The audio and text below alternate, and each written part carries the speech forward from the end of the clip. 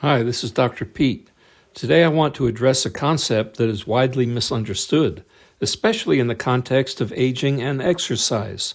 When most people hear the word inflammation, they assume it is something harmful, something to be reduced or avoided.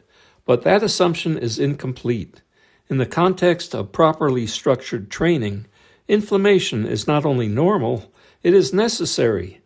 The key is understanding the difference between inflammation that drives adaptation versus inflammation that undermines it.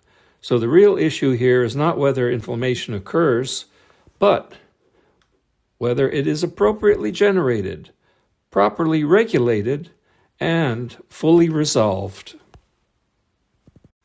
So this presentation is subtitled A Physiological Reframe for Older Adults, and what is being reframed is inflammation. And as it says on the slide, not all inflammation is bad. So by the end of the presentation, we're going to fully understand the meaning behind these words on this slide. So stick with me. Most people, especially I think older adults, have been taught to view inflammation as an inherently harmful process.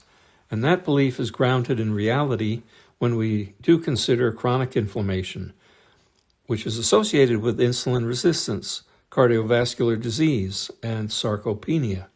However, this broad messaging creates a misunderstanding. It leads people to believe that all inflammation is undesirable, including the kind produced by exercise. Yes, when you exercise, you generate inflammation in the body. But in reality, the problem is not inflammation itself, it is chronic unresolved inflammation. When we exercise, we generate an acute form of inflammation, but it also needs to be regulated and resolved. So we do need to reframe our thoughts regarding inflammation because inflammation is not always a bad thing. There are fundamentally different types, including acute, which is a short-lived process that is purposeful and tightly regulated. It is the body's response, in fact, to defined stress and is essential for repair and adaptation. So exercise creates this type of inflammation. And when managed properly, it becomes the signal that drives improvement. So the key issue is not eliminating this kind of inflammation, but ensuring that it not only occurs, but that it resolves properly. And I would go on to say that when properly managed, this form of inflammation is one of the most powerful tools that we have for maintaining strength and function as we age. Acute inflammation increases in response to a stimulus, performs its role, and then resolves. Acute inflammation is short-lived and it's localized. The resolution is what allows the system to adapt in positive ways. Chronic inflammation, on the other hand, is persistent, systemic, and often unrelated to a single clear cause. It does not resolve, and over time it interferes with normal function. The goal of training is not to eliminate inflammation, but to ensure that it remains in the acute regulated category and allow it to resolve completely. On strength training mTOR days, mechanical tension and microtrauma initiate a localized inflammatory response within muscle tissue. This includes recruiting immune cells, activating cytokine signaling pathways, and ultimately leading to protein synthesis and repair. This is the beginning of growth, and the process is essential. It is the mechanism by which the body recognizes the need to repair and rebuild tissue. Without this inflammatory phase, the signal for growth is incomplete. Now, if someone were to ask what is the purpose of mTOR inflammation, what would the answer be? Well, ultimately, it is to enable muscle growth, hypertrophy, via muscle protein synthesis, and to increase strength. This form of inflammatory response is not damage in the pathological sense. It is a controlled signal type of damage, and it is the body recognizing stress and initiating repair. Satellite cells are activated, protein synthesis increases, and tissue is rebuilt stronger and more resilient. But the process requires time, and if it is interrupted by repeated stress, it cannot complete properly. Having discussed mTOR-associated inflammation, what about the AMPK-associated type? Is it in any way different? Well, yes. And we need to realize that it is because AMPK-associated training produces a different type of stress. Rather than mechanical damage and structural disruption, endurance training of the cardio, aerobic, non-strength training type creates energetic stress that can be thought of as more regulatory than structural. This activates AMPK and related pathways that improve mitochondrial function, enhance energy efficiency, and support cellular cleanup and metabolic health. The signaling is broader and more systemic than mTOR-driven inflammation. Now, here we can recognize that these systems serve different purposes. mTOR builds structure, muscle strength, and power, while AMPK restores and refines metabolism, endurance, and cellular health. So both result in specific but different improvements, different key adaptations, as we say. And it is important to point out that these systems are not competing, they are complementary. They are both required, but they must be separated in time in order to function effectively. On to our next slide. Not all inflammation is the same. That's something that we're beginning to appreciate, and that distinction matters. On mTOR focus days, we're creating localized high-magnitude inflammation. This comes from structural stress, loading the muscle through strength training, creating tension, and producing microdamage that drive repair and growth in muscle. And on AMPK focus days, the signal shifts. In this case, we have systemic, lower magnitude inflammation. This is metabolic stress, challenging energy systems, improving efficiency, and enhancing mitochondrial function without significant tissue damage. So the key distinction here is simple. On the one hand, we have structural stress with mTOR training, and on the other hand, we have metabolic stress with AMPK focus days. And because these are different signals, they do require different recovery demands. High localized inflammation needs time and resources to rebuild tissue, whereas lower systemic signaling resolves more quickly but still drives meaningful adaptation. So we need to train the signal, respect the difference, and understand that this is how the system works. The information on this slide is something we need to pay attention to, especially if we're interested in the situation with aging, because as we age, let's remember that several changes are occurring simultaneously. Baseline inflammation is increasing, and this is often referred to as inflammaging. In addition, the anabolic response to training is reduced, anabolic resistance, and recovery slows down. The system becomes less precise in processing signals, and this can result in signal interference. All of that creating a situation where overlapping stress is poorly handled. And that's not all. Layered on top of these changes, a problem arises if inflammatory signals originating from the stress of exercise are repeated before they have been resolved. Each session of training adds to the previous one. Gradually, this creates accumulation rather than adaptation. Acute inflammation begins to resemble chronic stress and inflammation, not because the stimulus is wrong, but because the timing is wrong. And this is why rest and recovery are so important.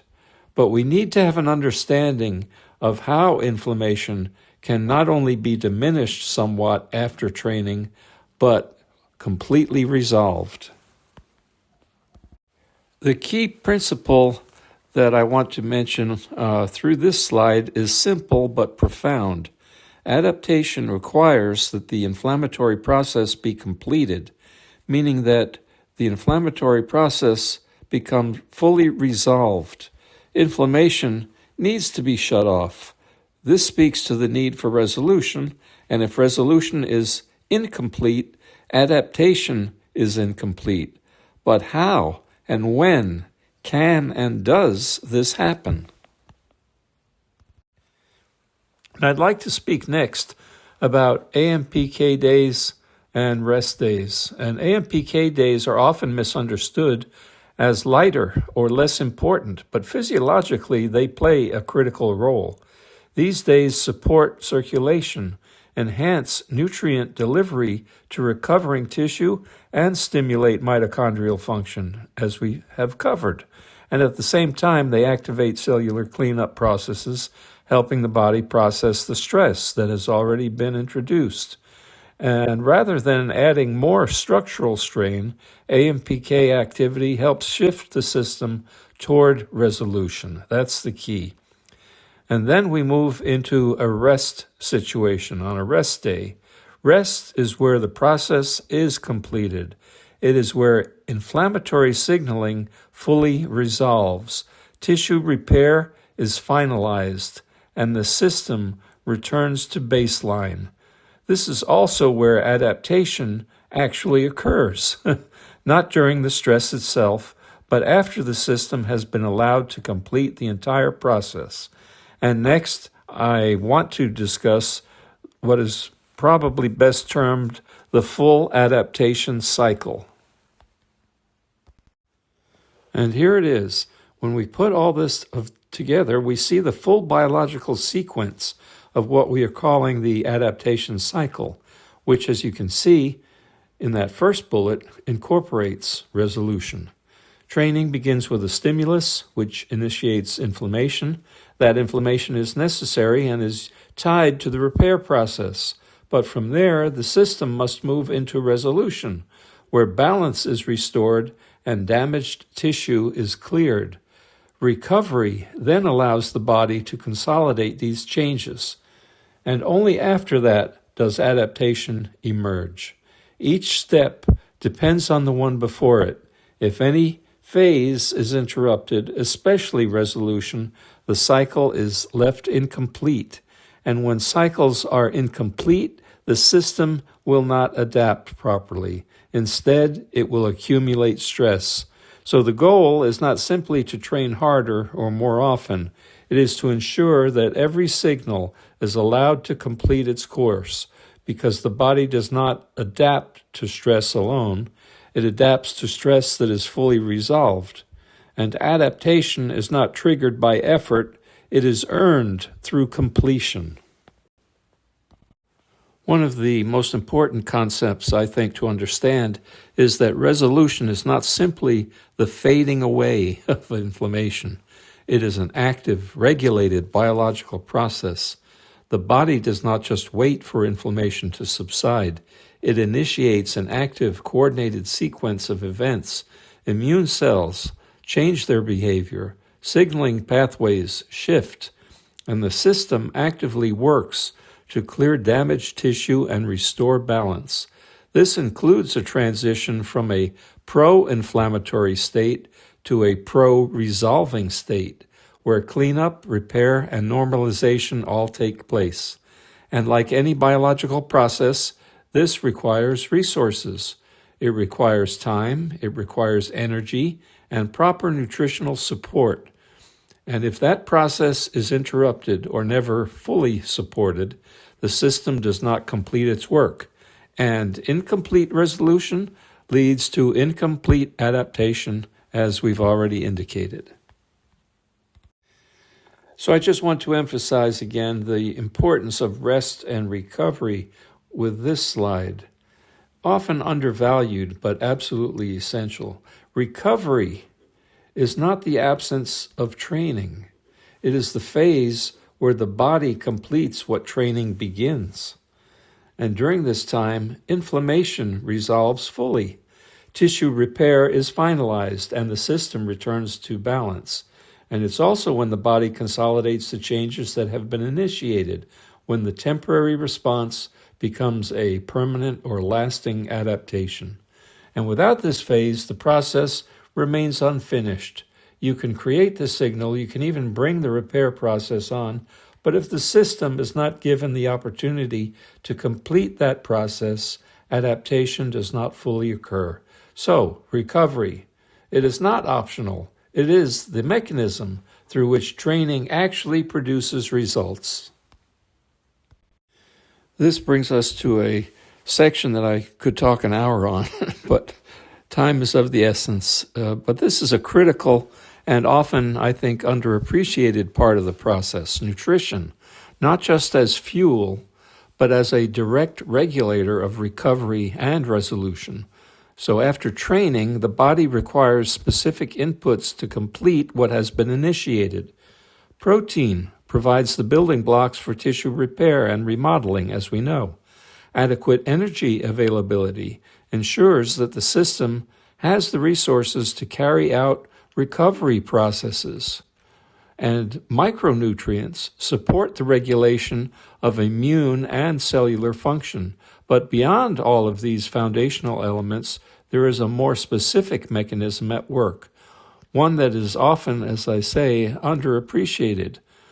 And it has to do with omega-3 fatty acids, particularly EPA and DHA, which serve as precursors to what are known as specialized pro-resolving mediators, or SPMs. And you may not have heard about SPMs, but let me tell you just a little bit. They do not suppress inflammation in a blunt way. They actively resolve it. They help terminate inflammatory signaling, promote the clearance of damaged tissue, and guide the system back to baseline. Yes, they are terminators. This is a critical distinction. The body does not simply need less inflammation. It needs the ability to complete and terminate the inflammatory processes. And nutrition is a key part, therefore, of enabling that completion. So in this context, nutrition is not just supporting recovery, it is actively helping to determine whether recovery is successful. Now we're getting toward the finish line. We're not quite there yet, but what follows is one of the most important distinctions in understanding how the body adapts to training. There is a fundamental difference between suppressing inflammation and resolving it, as we have been hinting at. Suppression reduces or blocks the inflammatory signal, and in some cases, that may be necessary clinically, but in the context of training, it can interfere with the very signal that initiates repair and adaptation. So resolution, on the other hand, does not block the process. It terminates, it completes it. It allows inflammation to rise, perform its function, and then actively transitions the system back to balance. This is where repair is finalized and adaptation becomes possible. If that process is interrupted, whether through repeated stress or premature suppression, the cycle, as we have said, remains incomplete. And when cycles are incomplete, the system does not improve. It accumulates stress. So the goal is not to eliminate inflammation. It is to make sure that inflammation is fully resolved. So when we bring all of this together, a clear model emerges. Training creates the signal, recovery and support processes help the body manage that signal, resolution completes the process, and adaptation is the result. Each phase depends on the one before it, as we have said. Remove any one of them and the system becomes incomplete. For people aged 60 and over, this becomes especially important. The body is still capable of adapting. That's the good news. But it requires greater clarity. Signals must be more distinct, recovery must be more complete, and the full cycle, including resolution, must be respected and achieved. This is not about doing less. It is about doing things in a way that allows the body to fully respond. And that brings us to the final takeaway. Inflammation is not the enemy. Dysregulated, unresolved inflammation is the problem.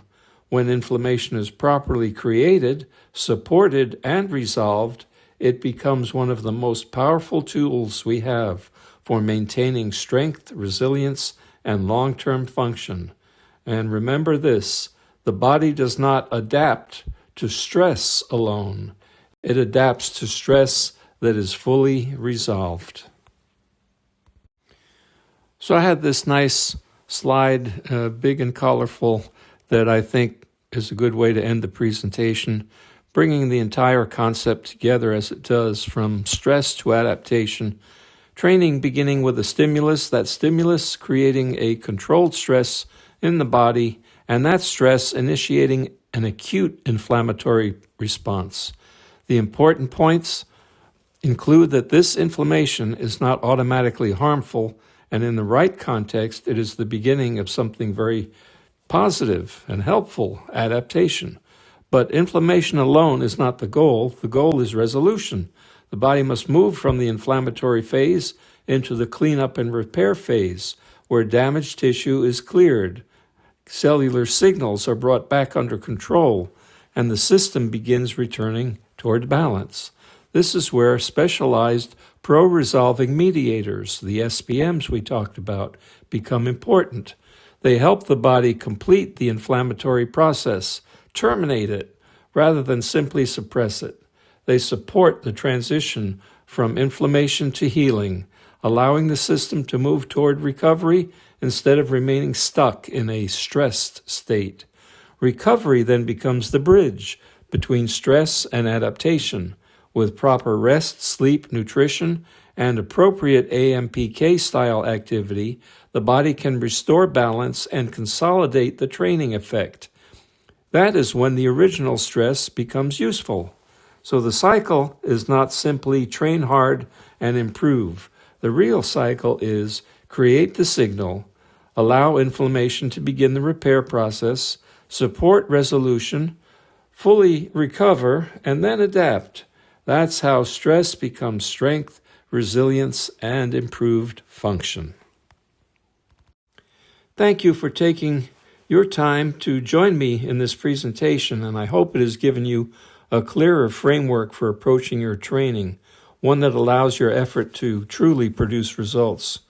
So train smart, respect the process, consider what's happening with not only inflammation, but also resolution and adaptation, and allow your body to complete what it starts. This is Dr. Pete, wishing you all the best.